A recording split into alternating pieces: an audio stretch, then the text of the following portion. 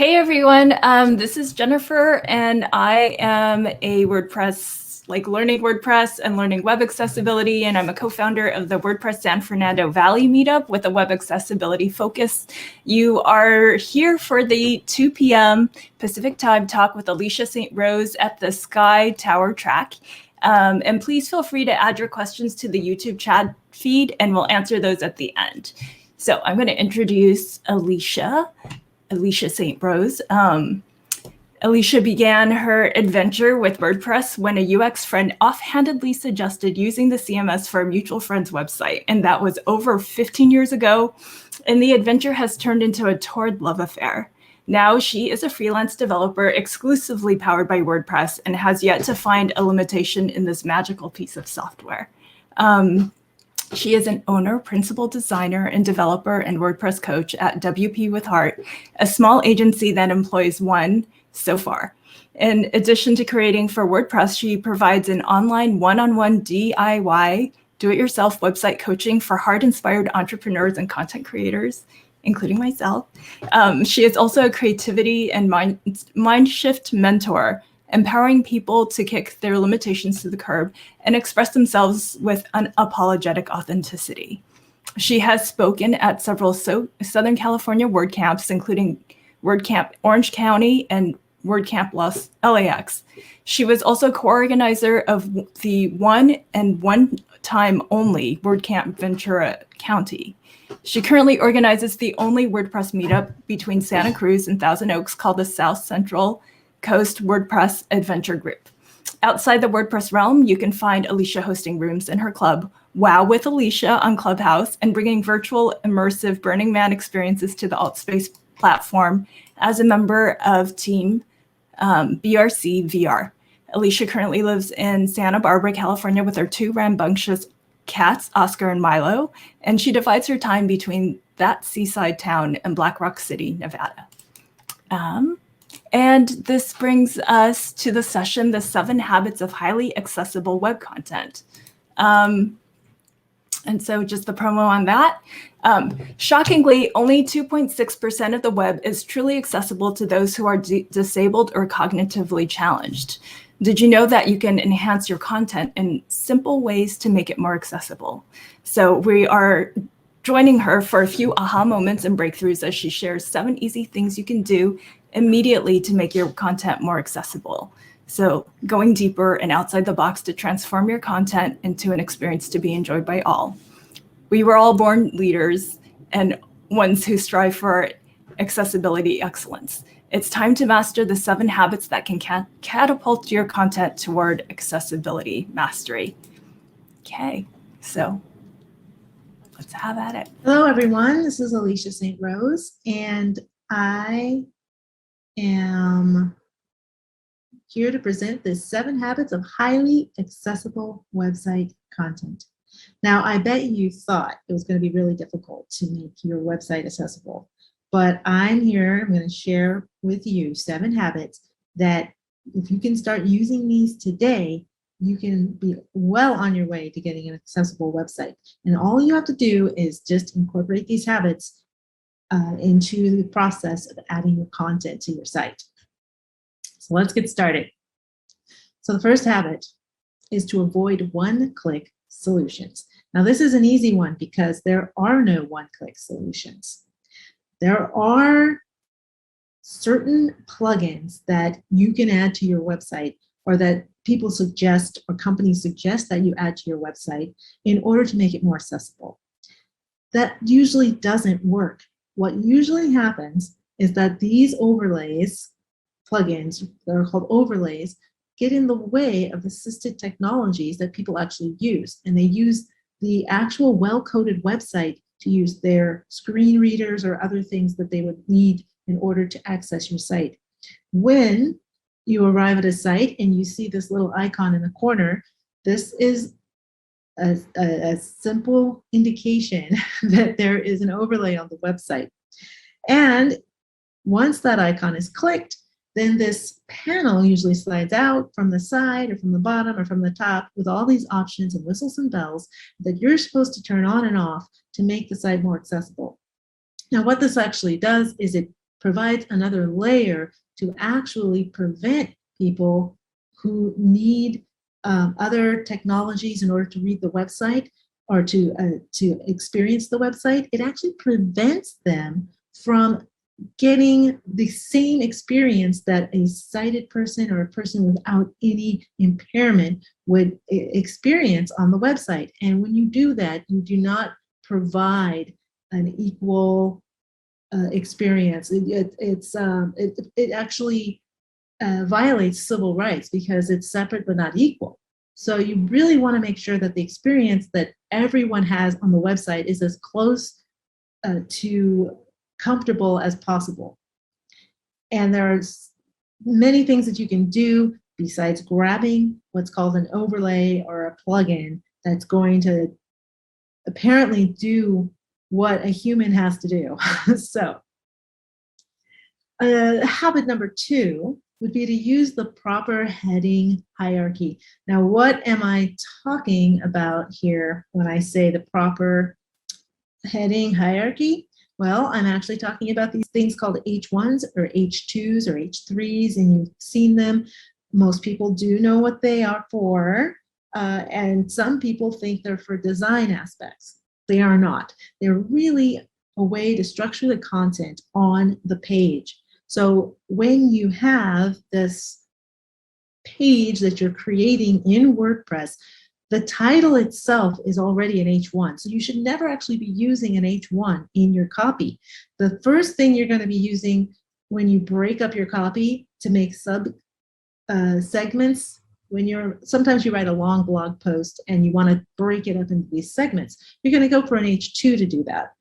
And if you were going to break one of those segments up, then you'd go for the H3, so that your content is now in a structure so that at a glance, a sighted person can see what the page is all about, and someone who's using a screen reader can actually pull out that skeletal structure of your site and actually get an overview of what the site's about too. It provides a scanning experience for people who cannot see.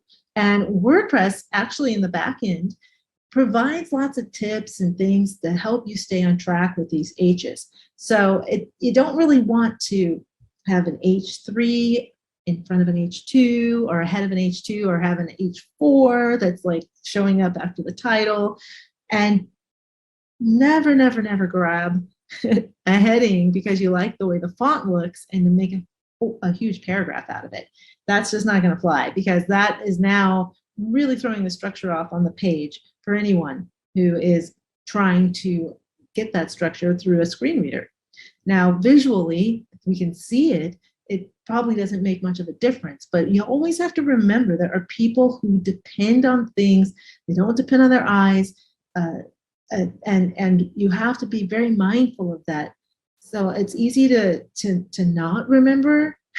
So that's why you really want to kind of take your time and learn about a lot of things that we take for granted and that people really need us to be sensitive to these things. And so also another thing about this headings, they're really good for your SEO if you do the hierarchy properly.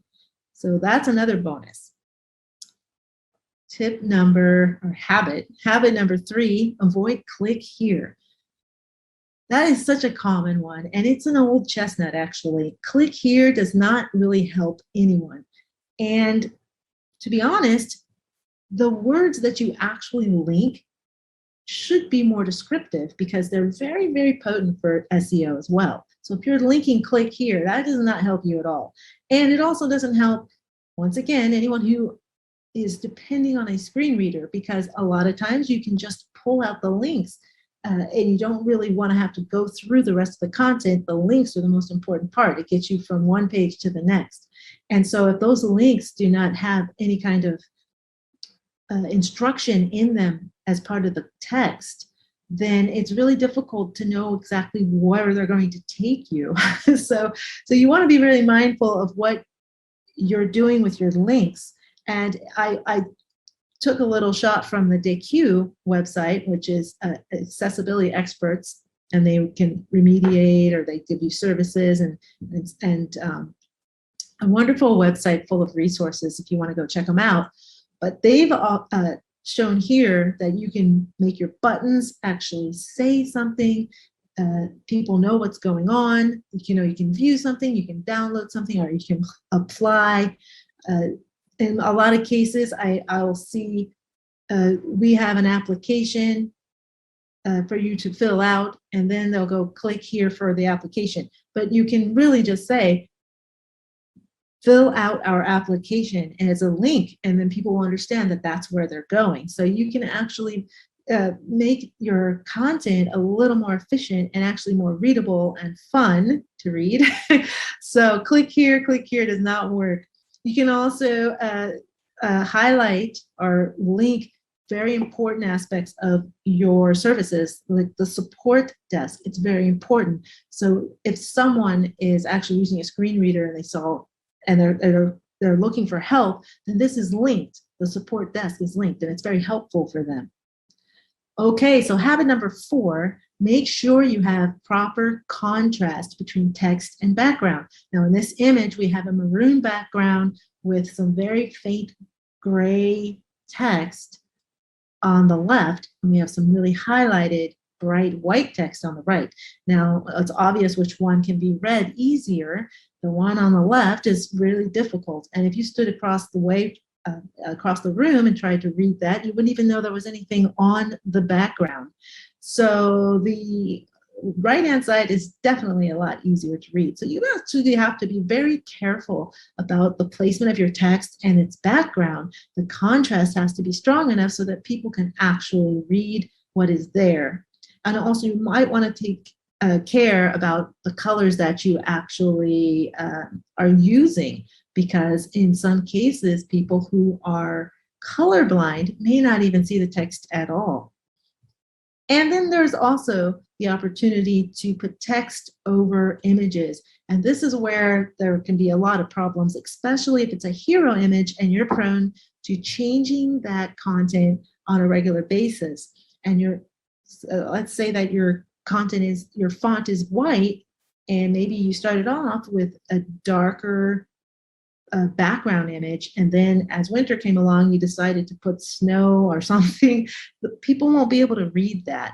Another way to get around it is to put an overlay, which is like a transparent colored, it's semi-transparent color over the image, and that way the font can pop out. And in WordPress, you can use something called the cover. And it's a new block, or it's one of the blocks that is provided. You can use the cover, and it actually has the ability, it gives you the ability to do an opacity or of any color you want. So you can actually make these cool little pop out image blocks, and then you can control that. Because I know people like to, you want to put some imagery in your site, and you can, it brightens up the page, but you just got to be really careful that if you're going to put text on top of it, it can still be read. And even this one, even though we have the overlay and the image is darker, it still, it could maybe be a little darker, or we could put a shadow around the text. Okay, our next habit is habit number 5. Structure your content. Use list, paragraphs, quotes, etc. That is list underneath my picture there. I have to actually move my face. Yes, it's a list. Okay. So right here, I've shown 3 items in an unordered list, and it's coffee, tea, and milk. And there was a list, like a shopping list. And so you use the list icon or the list block when you're actually structuring this content. And this is an unordered list. Now, if you were listing things like I'm doing in this actual presentation, that's called an ordered list, and you would automatically get numbers, and you wouldn't have to worry about it. It just happens every time you hit return, you get another number in the sequence. I've seen people use asterisks or other things that are not actually in a list. So once again, the HTML structure of the page is very, very important to a screen reader. So when someone's using one of those, they will know that this is a list of items. And it was really, really helpful. And once again, just sticking to the proper structure also helps with your SEO. So you got to remember that. Uh-oh. There we go. And this is an example from the block editor. This is like a little segment of the blocks that are the text blocks.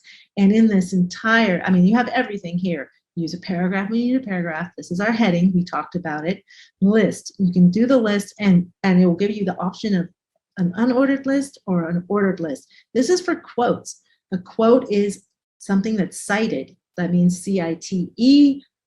There is an author to it. Maybe you've quoted Einstein or something, or you've quoted something from a book. Whatever it is, you do want to use the quote block. And then there's something called a pull quote. That's a little interesting. A pull quote is content that you are already mentioning in your copy, but you're pulling it out because it's compelling. And you'll see this a lot in magazines or newspapers. So that's really cool. It actually makes your content look really professional. If you're using a table, it's a table. It's a table with tabular data. You don't use a table to lay out anything because that makes no sense, because once again, a table will be read as a table with tabular data in it for anyone who's using a screen reader. The verse, if it's a poem. So if you are writing a poem or a haiku, use the verse. And also another important one is if you're typing out something that's code, use the code block, because that will help your code actually stay as code. Otherwise, it might get rendered as HTML. You're going to just render what the HTML would do. So these blocks are very important that you use them for the right job. And this classic one, that just kind of pops up if you happen to grab some old post or something and import them. They'll usually pop up in a classic block. So that's not really something that is important as much for this talk, but just so you know that's there. And once you actually do anything in a classic block, if you start to edit it, everything will pop out into the regular blocks. Okay, so now habit number 6, avoid centered text in paragraphs. Centered text will often add what is called orphans, and that is this little one word of gravity down here. And centered text is really difficult to read for people who may have to get really close to the computer screen and actually come back to the beginning of the line. It also can be problematic for people who are dyslexic or have reading difficulty, because coming back to the beginning of the line is actually really important. It's something that we take for granted, and it's something that is an expectation and almost subconscious, that when you're reading, your eyes will directly go back to the same spot where you started, line by line. Now, if those edges get jagged on the left side, then you tend to read slower. It becomes a little bit more tedious. So you want to avoid centered text for long paragraphs. Now, you can get away with it for things like maybe a line or two, or if you're just doing like a bold statement in the middle of your content, you can probably get away with it. Another one that just don't even bother going here. No one should go here. Right aligned text. It is absolutely useless. Do not ever, ever, ever use this.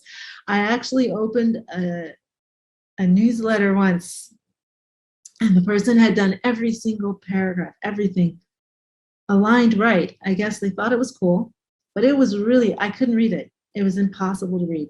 So never, there's no reason for this one. Another one is justified text. Fortunately, you cannot get at that in the WordPress admin. It's not even an option. But justified text is really, really not good. It adds these gaps within the paragraph. It's justified on either side, but sometimes words could be spread farther apart because they were too long. You can only get two on one line. That kind of thing really is problematic for people with the cognitive issues and dyslexic people, anyone who's having a hard time and just wants to read with some kind of ease. The justified text does not do it. Now, our seventh habit is to provide image alt descriptions. This is really important. This one and the headings are actually probably the two most important ones that you can do those two, and you will get some serious mileage going in the direction of having an accessible website. So alt descriptions are needed for your imagery, but not all of it. So if your image is decorative, or sorry about the dinging, I don't know why that keeps happening, but if your image is decorative, or it really has nothing to do with the content, it's just an embellishment, you don't need to put an alt description. In fact, putting an alt description for decorative becomes tedious because there's no need to actually express that, because people who can't see are really not looking to know how the site was decorated. They really want to know about the content. Now, on the other hand, if the image is actually complementing the content or illustrating the content in a way, or is part of an experience that someone who is sighted is enjoying that experience, and it really provides, it collaborates with the topic, then you're going to want to put some alt description in there. And the alt description is something that it's an art form. You want to avoid things like a picture of or illustration of. In fact, illustration might even be something you could use, because an illustration is an artist rendering. So you could do something like that. But things like a photograph of or a picture of, it's implied already that there is a picture. And also, you could describe things just strictly what they are, or you could also enhance it with what is the mood or what is the idea of the photo. So in this one with the cat, I have an alt description: superhero gray cat in a felt mask and cape. So we don't know if the cat's a superhero, but that's what's implied here. And it actually gets a short, really to the point alt description.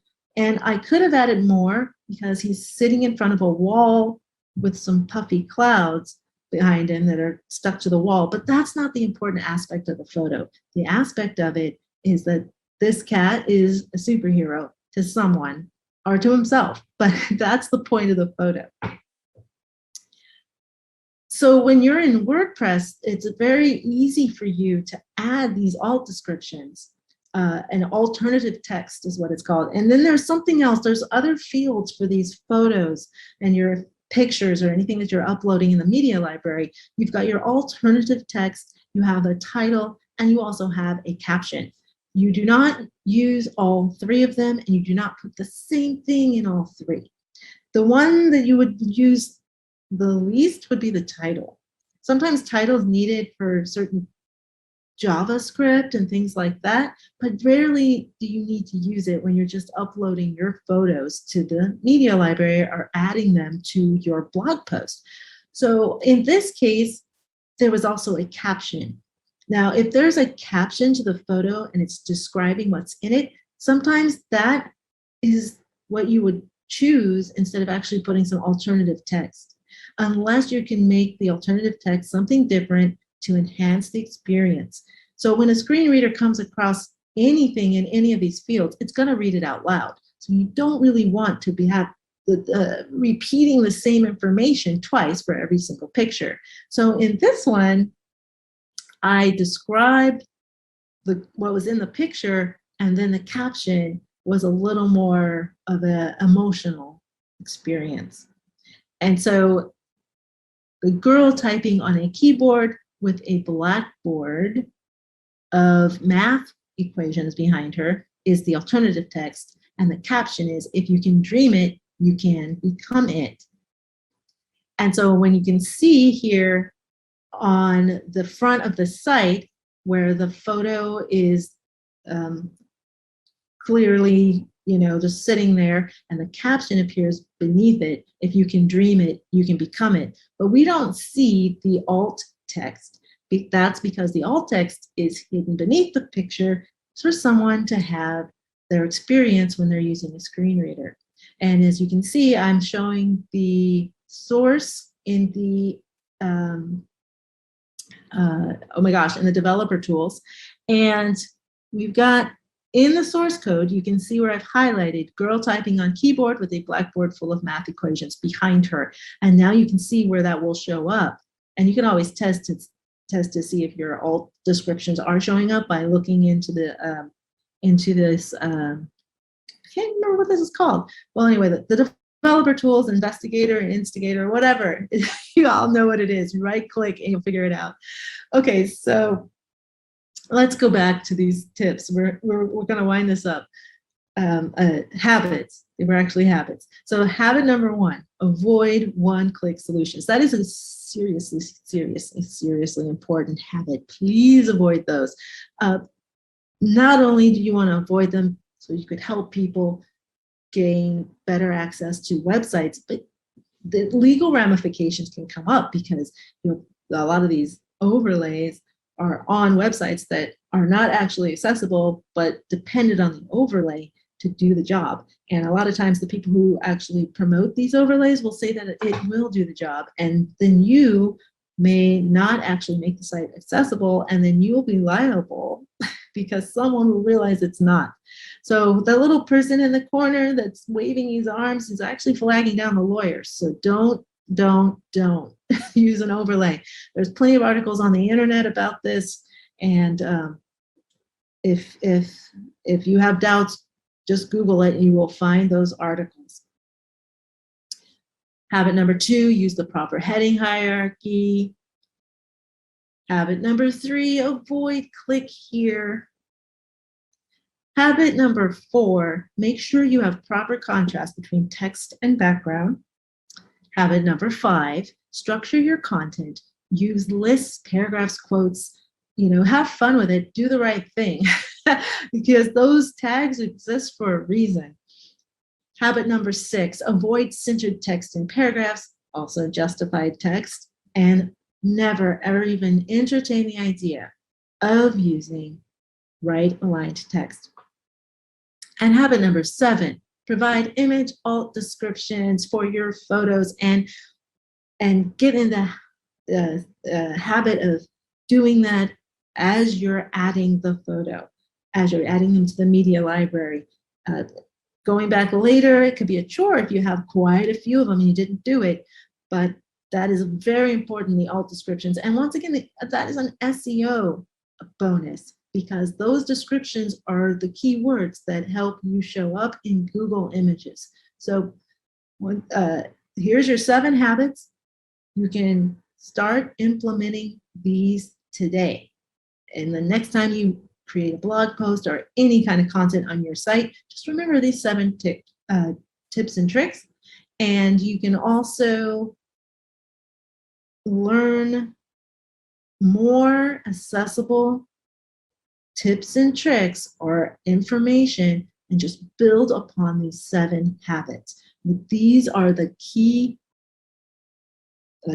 pivotal things that will keep you moving in the right direction so that people can experience your site like everyone, and everyone can have a wonderful experience. So thank you for listening, and I can't wait to see your accessible content.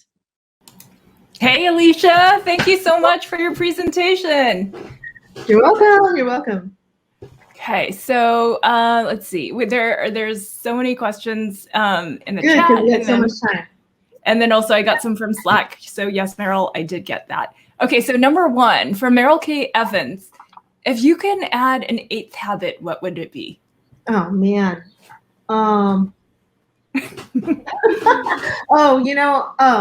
No triple or double linking, or no double dipping. You don't. So what? Sometimes it's a little unavoidable because WordPress has this way of doing it. When you're on your blog page and you can see the overview of all the blog posts, and there's like a featured image, there's the title, and then there's the continue reading. All three of those are linked to the blog article. And all three of those get read out to some poor person who's coming along with their screen reader, or their everything shoved into the sidebar for them to look at links. The only thing to link would be continue reading.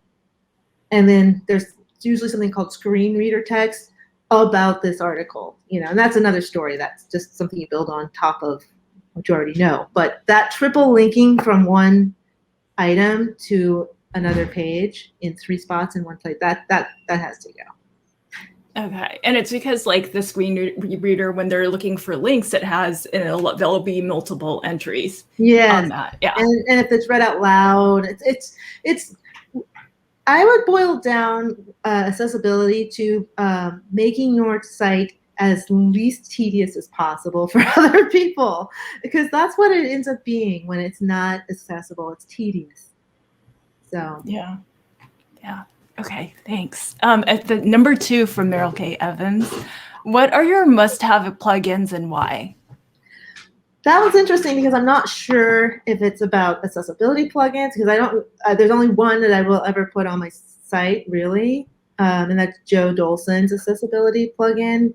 And because it's not an overlay, it's not. Oops, sorry about that. It's not an overlay. It's not trying to put in any kind of accessibility. It's one little tab on the side for maybe making the font larger or smaller, and then doing dark mode or light mode. And that's not actually an overlay. I just want to like point that out. That's an enhancement because it enhances a site that's already well coded and the content's put in properly. It's just a little extra. It's not even needed. And so that's it. Otherwise, there's no plugin for accessibility. It's really just doing it the right way. Yeah. And then also, have you noticed a lag with using that plugin? And this one is from Lynn. No. And I saw her question, and I'm not sure if she's meaning the overlays, what kind of lag, but we could hit that right now for a brief moment, because I'm not sure what that question was. There's no lag with Joel's plugin, but one of the main issues with an overlay, yes, they cover a lot of things. They get a lot of things right, and they help. I will say that. You can use them as you're building to catch things, then take it off when you're done. But the one thing they cannot do, which is vitally important to the experience of the site, is to give the accurate alt text for your images. It's impossible.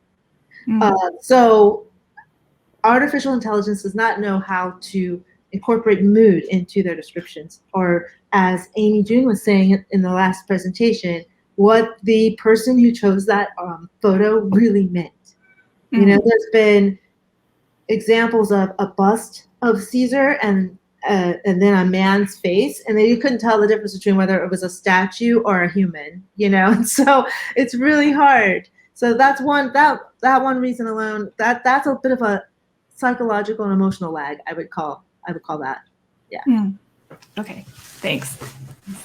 Where's number 3?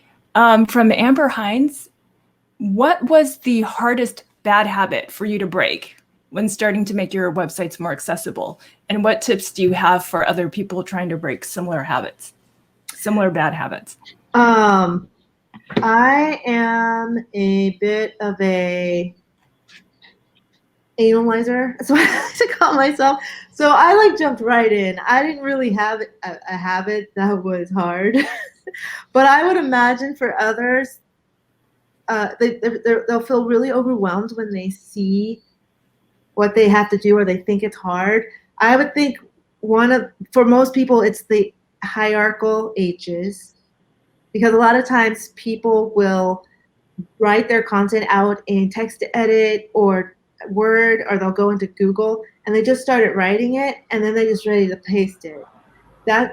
get in the habit of doing the hierarchical H's and all that in your Google Drive, in your documents and Word. Actually, Word documents and WordPress sometimes don't mix because a few things come over from the Word documents.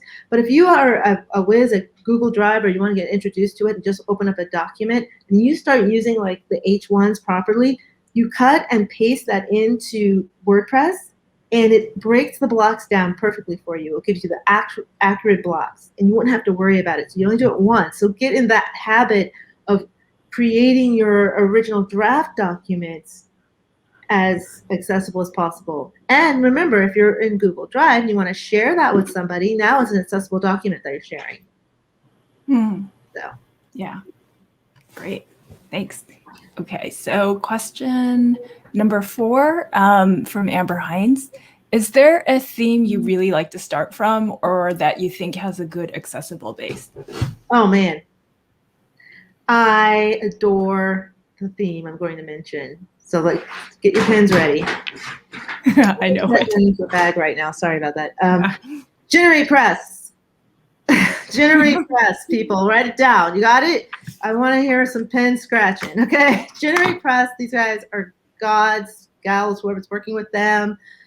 It is based on underscores. If anyone's a developer out there, you know what underscores was the theme that was put out by Automatic. It gave you the 1,000-step lead or 1,000-mile lead ahead of things. Generate Press is based on that. The most responsive support group I've ever had the joy of working with. I would say definitely working for accessibility. Not only that, but they actually changed some things in their theme. Jennifer and I, we have a past. We worked on the Air Rally together. We were on a team, and it's a competition to make the most accessible nonprofit website. We started with Generate Press. Every time we ran into an issue, we would tell them, and we would express to them, you would like to put this in your documentation because then other people can do this. And they were doing things like that. And they also, it's easy for someone who just wants to put their site together, and it's wonderful for developers who want to have free reign to do whatever they want. You can merge the two in hybrid. And I believe the only thing that I found that is a little accessibility issue is that they create the admin to mirror the front end. And so a lot of people these days, I would call them hipster developers, they don't like to underline the links. So by default, that their links aren't underlined. And so in the back end, if your links are underlined in the same color as your text, you can't tell. But they gave us a piece of code to fix that. And so that was it. That's all I could find. That's not a big deal. You can change it. But Generate Press. Okay. I'm going to stop because I can keep going. Okay. Yeah, because there's other questions here too. Let's see. If you are hired to fix or work on a site using overlays, how expensive is it to remove the overlays and truly make the site accessible? As some people are do-it-yourself and may not know. Whoa, that was a good question. Well, could you just repeat it again? If you're hired to fix or work on a site using overlays, how expensive is it to remove the overlays and truly make the site accessible? Some people are do-it-yourself and may not know. Okay. It really depends on the site. It really does. If I don't, it's like asking the question, how much would it cost to renovate this house that's been around since the 1950s? If it was taken care of, it's not going to cost much. But if it's like got a lot of termites damage and all this stuff, we got to do it over. I will say that in most cases, if it's pretty old site and it wasn't really thought of in the beginning and they just put an overlay, it's probably a do-over. And it's going to cost a bit depending on the size of your website too. And a lot of times, if the theme was built right and it's just the content that's an issue, then it's just the time it takes to go through the content and then rewrite it or edit it so that the headings and everything is working out. But it's really a case-by-case basis. It really is. There's not a straight answer on that one. Yeah, I hear that. Okay. Let's see what else. Okay. I received anonymously. Are one-click solutions better than no accessibility? No. And that's my personal opinion. No, because, all right, so there's a site called Built With, okay? And you can click on that and you can find out what any website has powering it, like WordPress or any other kind of technology on it, and also tell you that it has certain overlays by certain businesses and stuff. So your overlay is actually flagging people down to take notice that your site's not accessible. Now, if you didn't have it on there and you're just like small site or something, maybe get under the wire and you can go in and you can like just change your content, put some alt descriptions on your pictures, get someone working on it, go to Upwork, hire somebody to do that.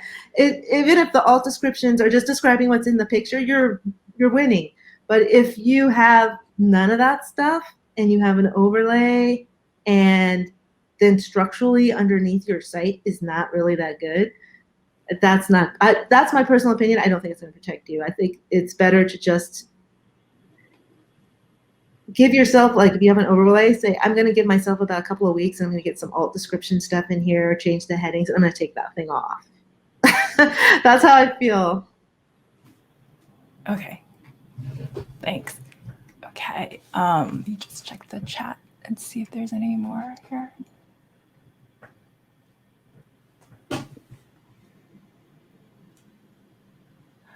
What tool do you recommend to look at a page to determine color contrast? Okay. Okay. I'm sorry, finish up. Sorry. Not text between foreground and background, a whole page. So I guess sometimes that can mean like images or graphical elements. There's unfortunately, there's a natural bug to finding the contrast over images and text. Because the image is not picked up, I use something called AIM, A-I-M, and then there's a couple of the WebAIM. Thank you. It's actually the browser add-ons, and there's two of them. And there's Accessibility Insights for web, and then there's the Wave. I cannot remember what Wave stands for. You can tell me, Jennifer, but those two, you can add them to Chrome. I believe you can add them to Firefox as well. And you click them and it'll just open up your page. It'll start putting all these icons around everywhere on your page and tell you whether, actually one of them tells you whether it's good, when you've done something good. I like that.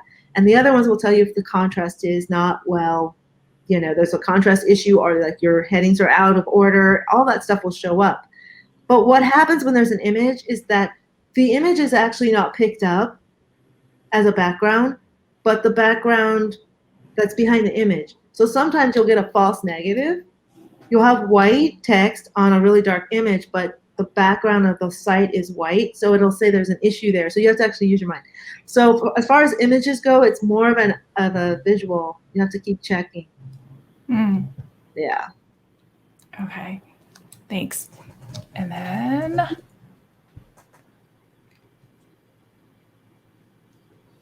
how do you deal with critical plugins that produce code that is not fully accessible?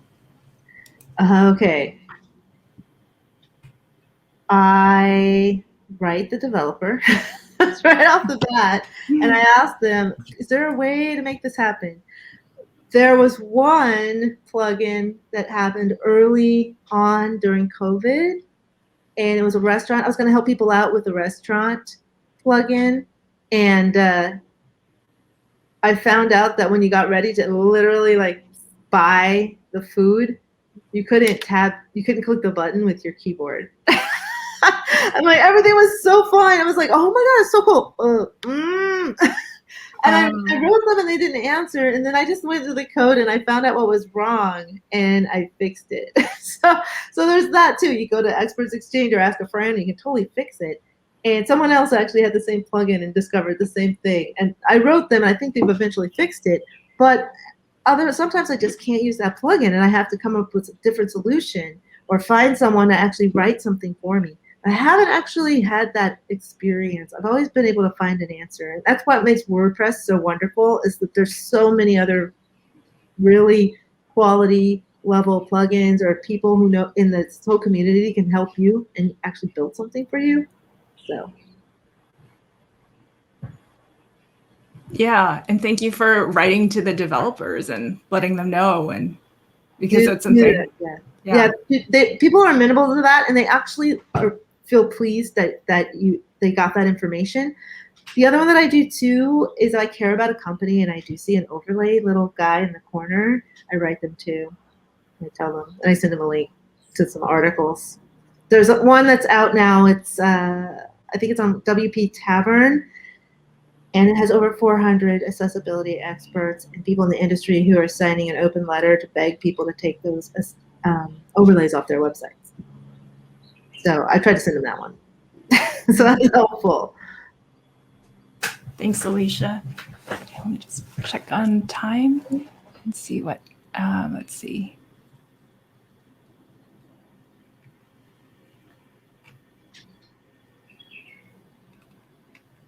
I'm trying to think of questions that I had. I can actually tell you an experience that I had with a site. And one of the things that's important, I find, is that your creativity is very important when it comes to accessibility. And your empathy. Those are two really important things. So, and curiosity. Empathy, curiosity, and creativity. So I had a site where there was a lot of art on it, and it was measured in diameter and width and height. And we were using the degrees, like the two marks and the 1 mark for feet and inches. And then I did some investigation because I had an idea that might be a little weird. It might not be read properly. And then I found out that there were some screen readers that don't know how to parse those. So all of his measurements for his artwork were not going to be read properly. So I redid, it was a custom site, so I redid the field so that he had to actually write the word inches, or the word inches was in there, and the word feet, the actual words. And so now there's no discrepancy. There's not even discrepancy for people who can see. It's like, it says inches, you know? So there were things like that where it becomes investigative, it becomes fun, and you learn something. And so, and sharing the knowledge that you learned is helpful too to other people. Yeah, and I'm just also like reading stuff in the comments too, like about like how, you know, Peloton is great about captioning videos within 48 hours. And it's also, if one slips through, then Meryl contacts them and it's fixed. And it's just like this type of responsiveness to what their community needs, you know, in terms of customer service. Like that's a great user experience. Let's see. There's so many good comments there. Yeah, let's see. And it,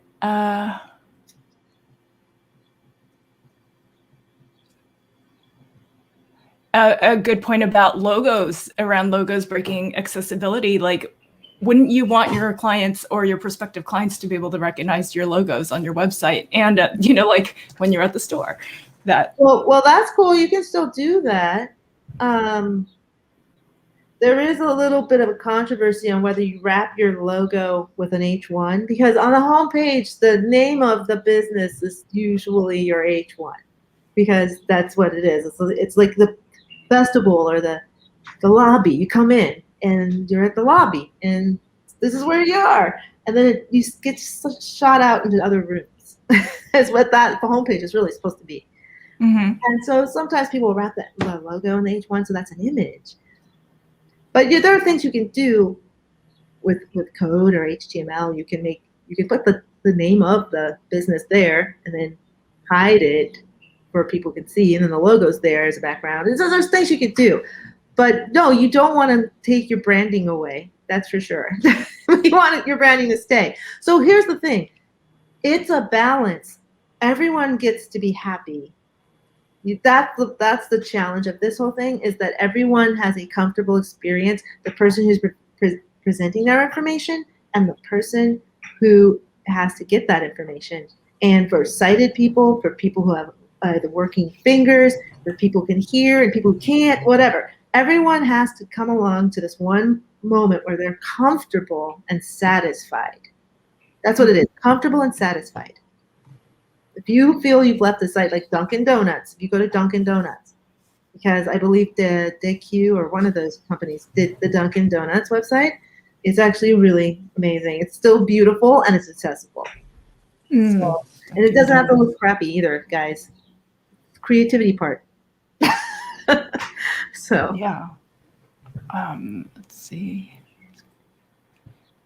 Are there any other questions here?